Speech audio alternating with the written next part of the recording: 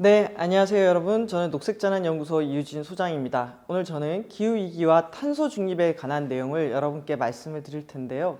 기후위기라고 하면 최근 인류의 가장 뜨거운 관심사이기도 하고 해결해야 되는 우리의 숙제이기도 합니다. 기후위기의 대안으로 탄소 중립이라는 개념이 나왔고, 이 탄소 중립은 우리나라를 포함해서 전 세계의 정치, 경제, 사회 모든 분야에 영향을 미치고 있습니다. 도대체 기후위기는 무엇인지, 탄소 중립은 무엇인지, 거기에 맞춰서 국제사회와 한국사회는 어떤 준비를 하고 있는지에 대해서 오늘 알아볼 텐데요. 그 내용을 뒷받침하는 한국의 주요한 제도들이 있습니다. 2030년에 온실가스를 얼마만큼 줄일 것인지, 그리고 거기에 맞춰서 그걸 집행하기 위해서 우리가 만든 법이 있습니다. 기후위기 대응을 위한 탄소중립 녹색성장 기본법인데요. 이 법의 내용에 대해서도 오늘 알아보도록 하겠습니다.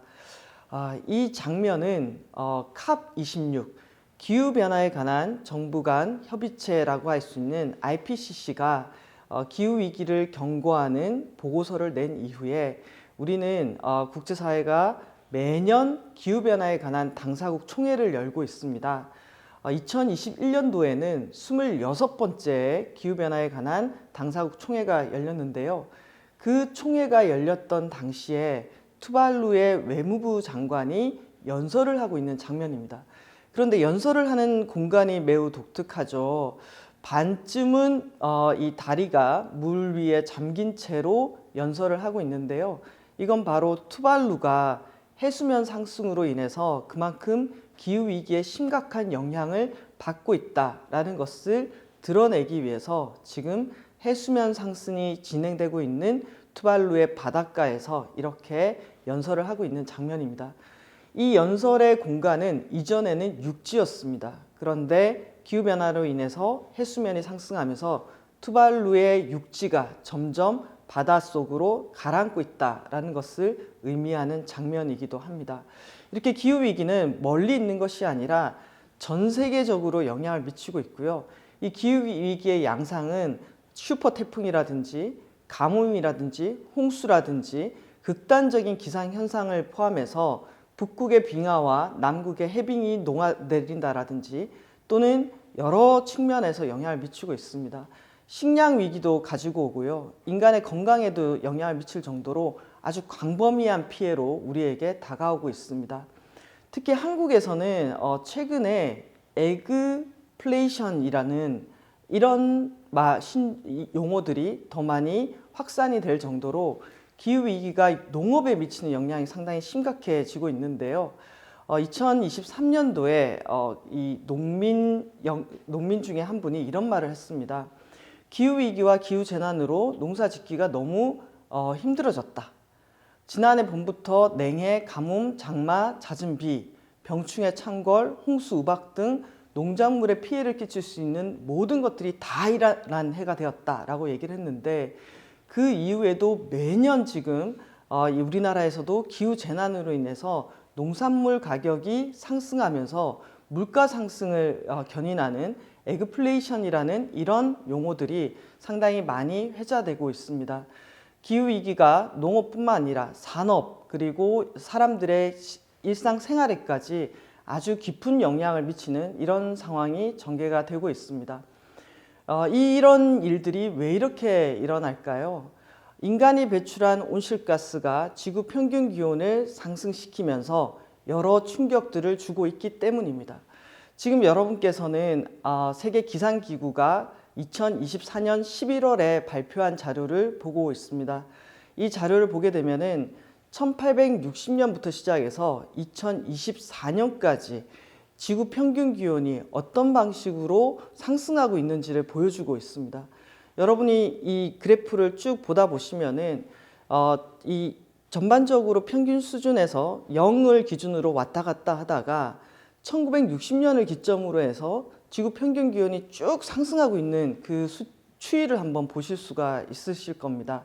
그랬을 때 세계 기상기구에 따르면은 2024년이 지구의 이 평균 기온 이런 것들 기상을 관측한 이래 이런 기록을 기준으로 했을 때 가장 더운 해가 될 것이다 라는 전망이었고 지구의 평균 기온 상승이 1.5도를 넘어서는 1.5도에 도달할 것으로 예상된다라고 얘기하고 있습니다. 이건 상당히 충격적인 상승의 결과라고 할 수가 있는데요. 물론 저기에 보시면은 2020년부터 시작해서 2024년까지 상승의 추이가 아주 가파르게 올라가고 있고, 이것을 평균적으로 1.5도씨가 상승했다라고 판단하기에는 좀 이른 측면들이 있긴 합니다. 하지만 근래에 들어서 지구 평균 기온의 상승의 추이가 상당히 가파르게 진행되고 있다라는 것들은 저 표를 통해서 확인할 수가 있고요. 이렇게 지구 평균 기온이 상승함에 따라서 극심한 기상이라든지 기후현상으로 인해서 전 세계가 막대한 경제적인 손실뿐만 아니라 인적 손실을 입고 있다는 것들도 확인할 수가 있습니다. 여기서 지구 평균 기온 상승 1.5도씨는 상당히 상징적인 의미를 갖고 있습니다. 왜냐하면 2018년도에 IPCC 기후변화에 관한 정부 간 협의체가 발간한 1.5도씨 특별 보고서에 따르면은 인류가 지구에서 그나마 이 극단적인 현상이라든지 아주 파국을 피하기 위해서는 지구 평균 기온 상승의 마지노선을 1.5도씨로 삼아야 된다라고 발표를 했기 때문입니다. 물론 일시적으로 1.5도씨를 상승하긴 했지만 이것은 상당히 상징하는 바가 큽니다. 이 얘기는 우리가 상상하는 것보다 지구 평균 기온의 상승이 더욱더 가파르게 진행되고 있다는 거고, 이 지구 평균 기온 상승을 막기 위해서는 인간의 대응, 인간의 온실가스 감축도 그만큼 급진적으로 그리고 상당히 빠르게 진행되어야 된다라는 것들을 상징하는 것이라고 할 수가 있습니다. 자, 기후위기를 심각성을 인식한 이후에 인류는 상당히 많은 노력들을 해왔습니다. 지구 평균 기온을 상승시키는 것이 인간이 배출한 온실가스 때문이라는 것을 인지하고 난 다음에 국제사회는 1990년대부터 시작해서 지금까지 온실가스 배출을 막기 위한 여러 노력들을 기울여 왔습니다. 그 중에 가장 대표적인 것이 기후변화 협약을 만들고 전 세계 온실가스 배출량을 측정하고 각각의 국가들이 온실가스 배출을 줄이기 위해서 노력하는 다양한 협정이라든지 협약을 맺어와서 이 노력들을 진행해 왔는데요. 가장 많이는 여러분께서 교토의정서를 알고 계실 겁니다. 선진국들이 먼저 온실가스를 줄인다라고 했던 것이 교토의정서라면은 2015년에는 파리협정이 맺어졌습니다.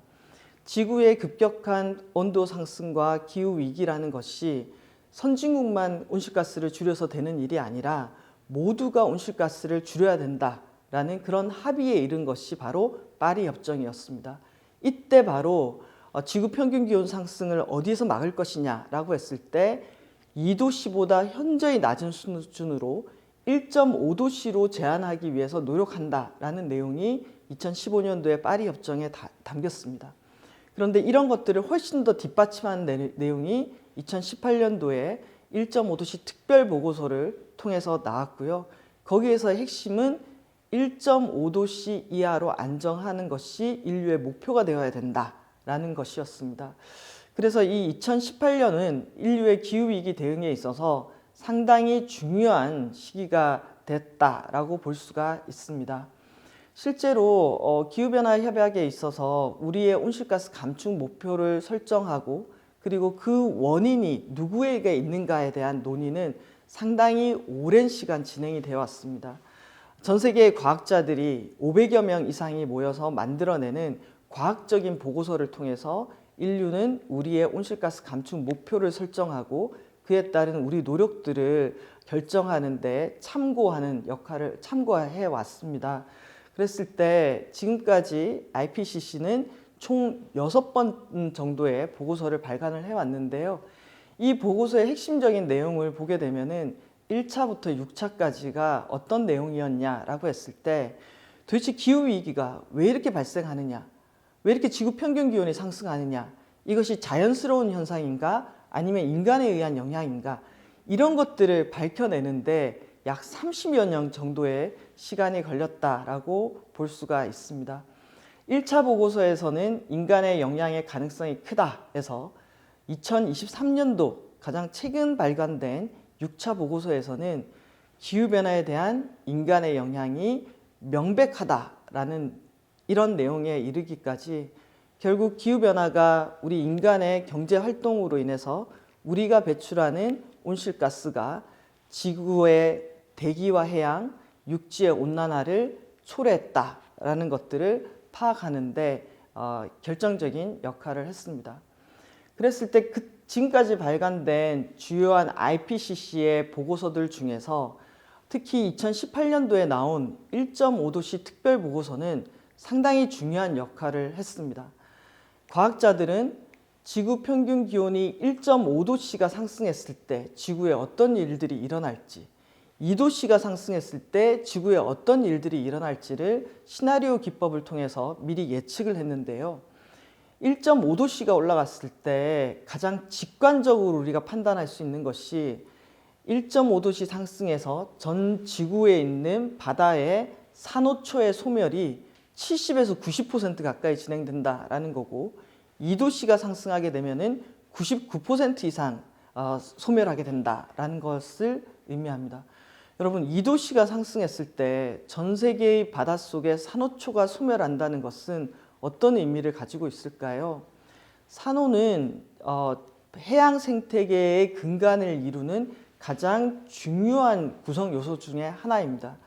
전 세계의 산호초를 기반으로 수많은 생태계, 특히 생물들이, 바다 생물들이 거기에서 알을 넣기도 하고 거기에서 다양한 생태계가 만들어지는 기초 중의 기초라고 할 수가 있습니다.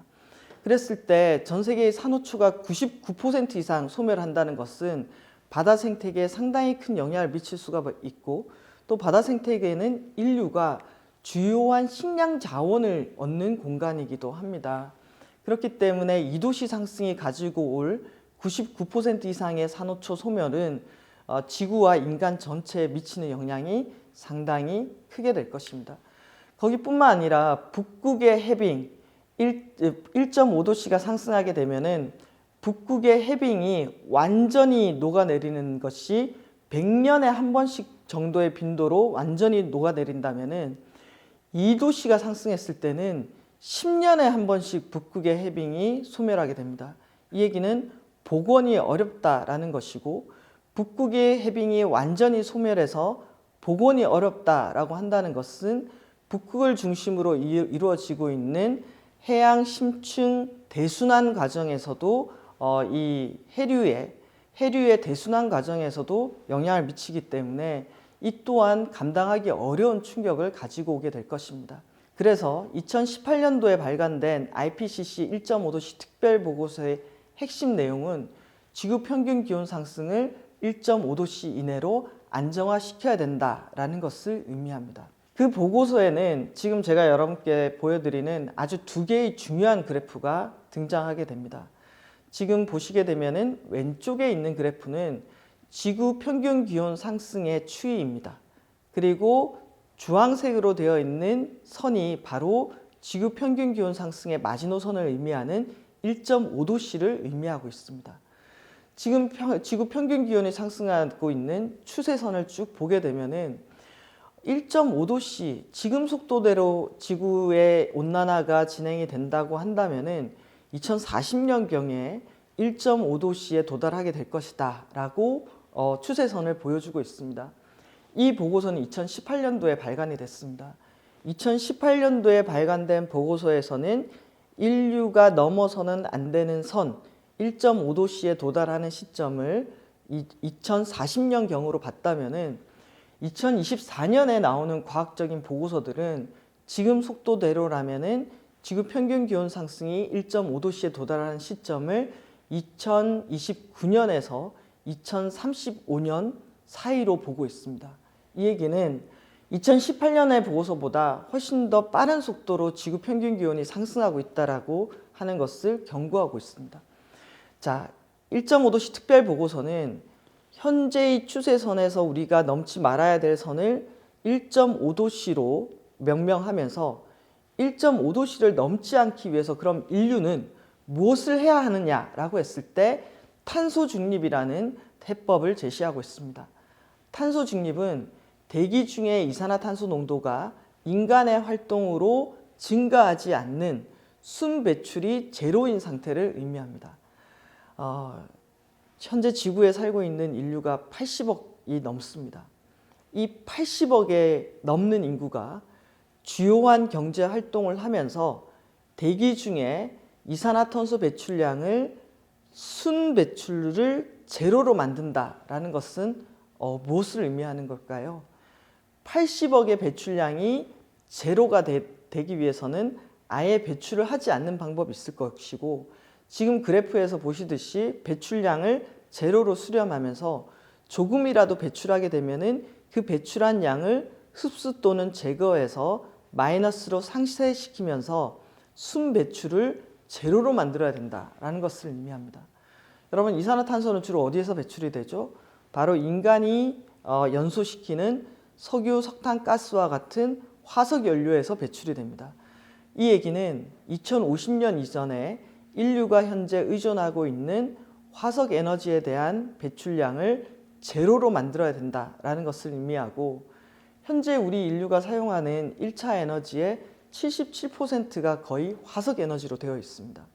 그러면 앞으로 30년도 안 남았죠. 이제 25년 정도 남은 이 시간 안에 화석 에너지 시스템으로부터 완전히 전환해서 화석 에너지를 거의 쓰지 않는 세계 경제, 사회 시스템을 만들어야 한다라는 것을 의미합니다.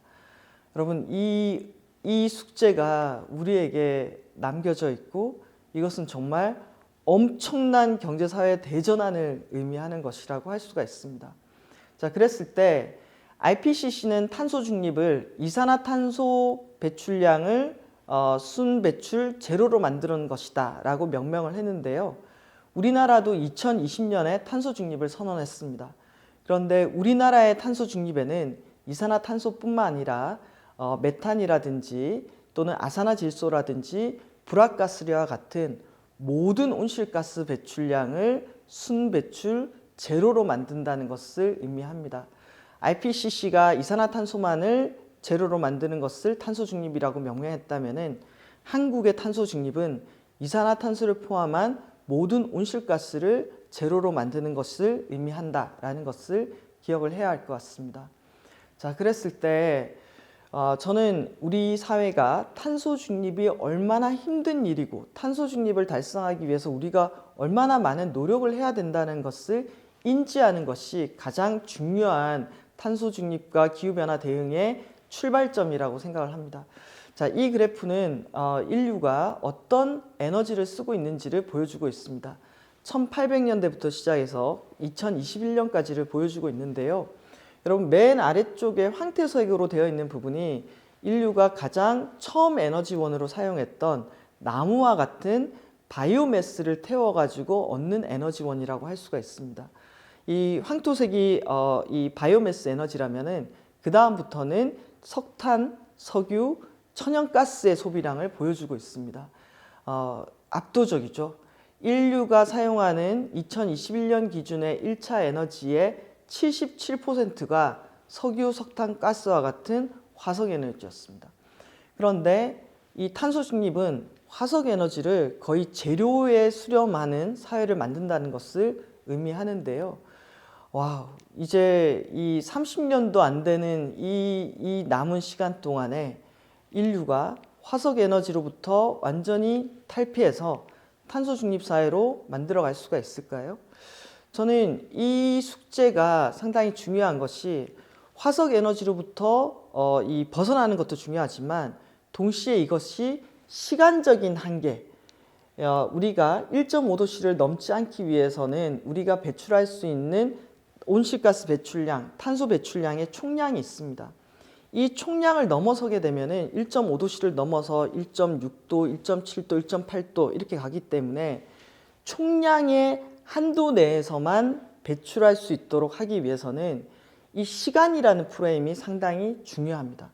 2050년 이전에 탄소 중립을 달성해야 하는 것이죠. 그렇기 때문에 저는 시간, 한도된 시간 안에 우리가 얼마만큼 탄소 중립을 빠르게 달성할 수 있는가가 상당히 관건인데요. 저는 2021년도에 그때 당시에 2050 탄소 중립 위원회에서 한국의 탄소 중립 시나리오를 만들고 그리고 그 시나리오에 따라서 2030년에 온실가스 감축 목표를 수립하는 과정에 참여를 했습니다. 거기에 참여하면서 와, 탄소 중립이라는 것이 정말 만만치 않은 일이구나 라는 것들을 제가 경험을 했는데요. 그 경험한 내용을 말씀을 드리자면은 우리나라가 2050년도에 교통 분야의 탄소 중립을 달성하려면은 교통 분야의 온실가스 배출을 줄이기 위한 여러 정책들이 있지만 핵심적인 정책이 바로 뭘까요? 내연기관 차량, 그러니까 석유나 가스로 달리는 차량을 전기차로 전환하는 것이 하나의 대안으로 얘기가 되고 있습니다. 그랬을 때 이것이 얼마나 어려운 일인가라고 얘기를 한다면은 1975년도에 우리나라의 자동차 등록세 대수는 19만 대였습니다. 그런데 2023년도에 우리나라의 자동차 등록세 대수는 2,587만 대입니다. 현재 우리나라의 자동차 등록 대수는 인구 2명당 차 한 대를 가지고 있을 정도로 늘어났습니다. 19만 대에서 2,587만 대. 자, 그러면 2050년도에 우리가 2,587만 대를 다 전기차로 바꾸는 것으로 탄소 중립 사회를 만들어 갈 수 있을까요? 이 얘기는 강력한 수요 저감 정책과 전기차 전환이라는 이런 정책이 향후 25년 안에 아주 급격하게 이루어져야지 교통 분야의 한국의 탄소 중립 목표를 달성할 수 있다라는 것을 의미합니다. 제가 시간을 강조하는 이유는 탄소 중립 시나리오에 참여를 하면서 제가 1975년생입니다. 저 그래프를 보시면은 75년도에 인류가 사용하던 화석 에너지 소비량이 있습니다. 그리고 지난 50년 동안 인류의 화석 에너지 소비량은 2배 이상 늘어났습니다. 이렇게 늘어난 것이 2050년도에는 거의 제로에 관한 경로로 만들어 가야 됩니다. 이렇게 배출량의 정점에서 그리고 화석 에너지 소비량의 정점에서 25년 내의 기간 동안에 거의 제로까지 가야 된다라는 것이 우리가 가야 하는 경로를 보여주고 있습니다. 이것이 얼마나 엄청난 일이고 이 목표를 달성하기 위해서 우리가 얼마나 많은 자원들을 동원해야 하는지를 좀 보여주는 일이기도 하고요. 만약에 저 목표를 달성하지 못했다라고 했을 때 우리에게는 어떤 일이 일어날까요? 지구 평균 기온이 상승을 하겠죠.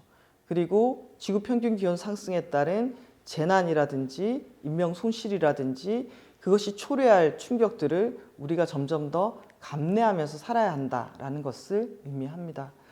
자, 그랬을 때 1990년부터 시작해서 2024년까지의 경로를 보여주는 UNEP의 온실가스 배출 격차 보고서입니다. 이 보고서를 보게 되면은 가장 최근 자료인 2023년의 온실가스 배출량도 2022년보다 1.3% 정도 증가해서 가장 최고치를 기록하고 있다라는 것이고요. 현재 정책을 우리가 계속해 나갔을 경우에는 2100여 년경에 지구 평균 기온이 3도씨가량 상승한다라는 것들을 보여주고 있습니다. 그래서 우리에게는 현재 정책만으로는 결코 우리가 목표로 하는 1.5도씨를 달성할 수 없다라는 것들을 의미하고 있고요. 또 이 속에서 앞으로 그럼 이 문제를 초래한 것들을 누가 책임져야 되느냐에 대한 책임 공방이 일어날 수밖에 없습니다. 지금 보게 되면은 전 세계 인구의 1%가 전 세계 배출량의 15%를 차지하고 있고 전 세계 인구의 10%가 전 세계 배출량의 52%를 차지하고 있습니다. 그러다 보니 전 세계적으로도 지금까지의 기후 위기를 초래를 한 선진국이라든지 그리고 부유자들에 대한 이 책임을 강조하는 이런 정책들이 계속될 예정입니다. 자, 그랬을 때 G20 국가가 전 세계 온실가스 배출량의 77% 정도를 배출하고 있고요. 또 이 속에서 한국도 1850년에서 2022년을 기준으로 할 때 누적 배출량이 전 세계 20위에 차지하고 있습니다. 그리고 1990년을 기준으로 하게 됐을 때 한국의 누적 배출량은 세계 13위입니다. 그만큼 한국의 책임도 중요해지고 있다라는 것들을 보여주고 있습니다.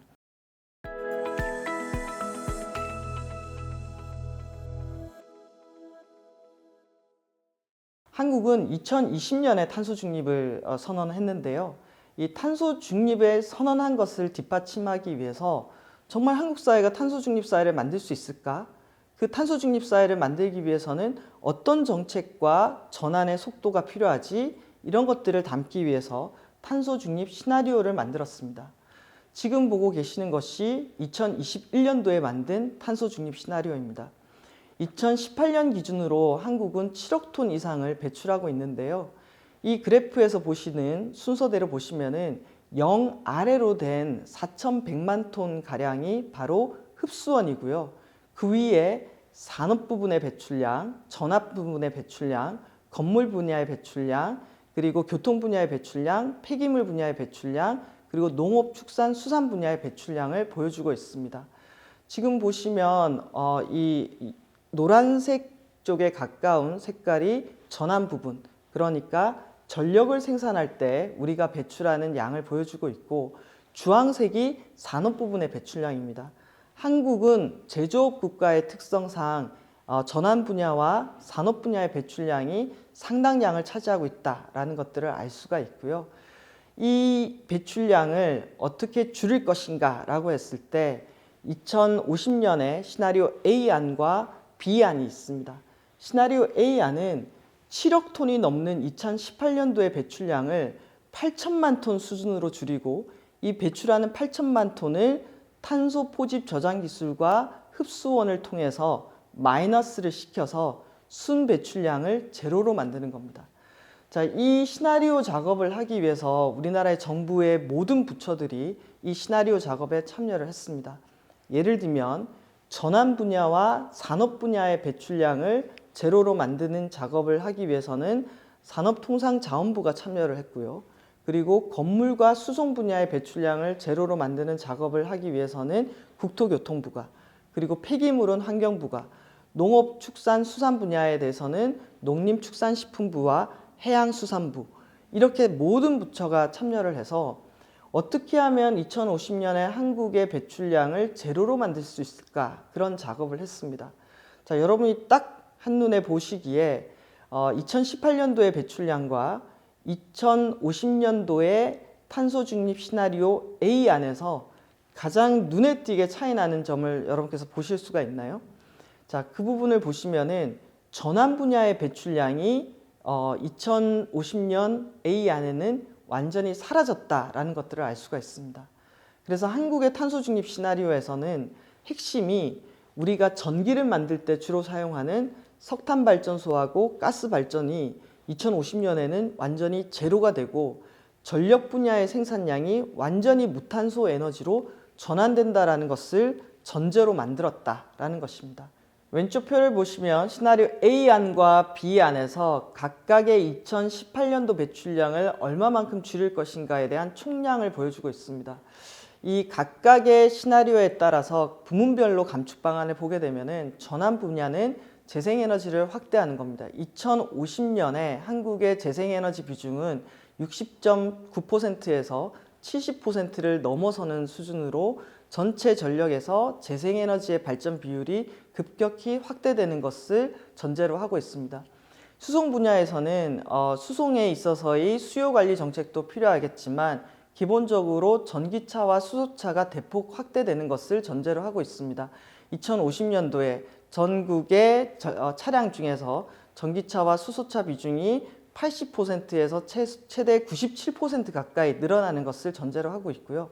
산업 부분은 에너지원으로만 쓰는 것만이 문제가 아니라 원료 자체를 바꿔야 됩니다. 그래서 철강과 시멘트, 그리고 석유 화학 분야에서 연료 대체를 기본으로 해서 산업 부분의 온실가스 감축이 진행될 예정입니다. 건물 분야는 신규 건물은 제로에너지 건축물 100%, 그리고 노후 건축물에 대해서는 단열 성능을 높이고 에너지 효율을 증가시키는 그린 리모델링 이행을 100%를 전제로 하고 있습니다. 농축수산 분야 같은 경우에도 에너지의 전력화라든지 수소화가 진행이 되고 있고, 특히 축산 분야에 있어서는 가축에서 배출되는 메탄가스량이 많기 때문에 그것을 관리하는 것에 집중을 하고 있습니다. 폐기물은 감량과 재활용 정책이 핵심으로 탄소 중립 정책의 시나리오의 핵심 수단을 구성하고 있습니다. 자, 이러한 탄소 중립 사회로의 이행은 2050년까지 상당히 중요한데요. 한국의 경우에는 이런 탄소 중립 사회를 만들어가는 데 있어서 제한된 자원을 써야 되고 또한 인구 구조를 또 반영해야 될 것으로 보이고 있습니다. 왜냐하면 2030년, 2050년을 가면서 한국의 인구는 줄어들게 되고 노령화가 진행되기 때문에 그에 따른 한국의 전체의 예산과 자원을 쓰는 데 있어서 이 노년 부양비가 늘어나게 됩니다. 그에 따라서 복지비도 늘어나게 될 텐데요.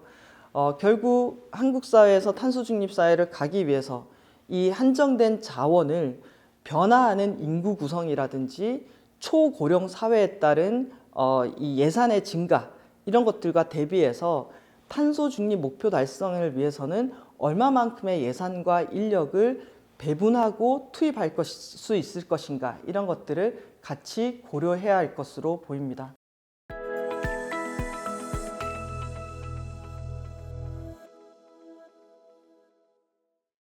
자, 2050년 탄소 중립을 하기 위해서 우리는 2030년이라는 중간 목표가 있습니다.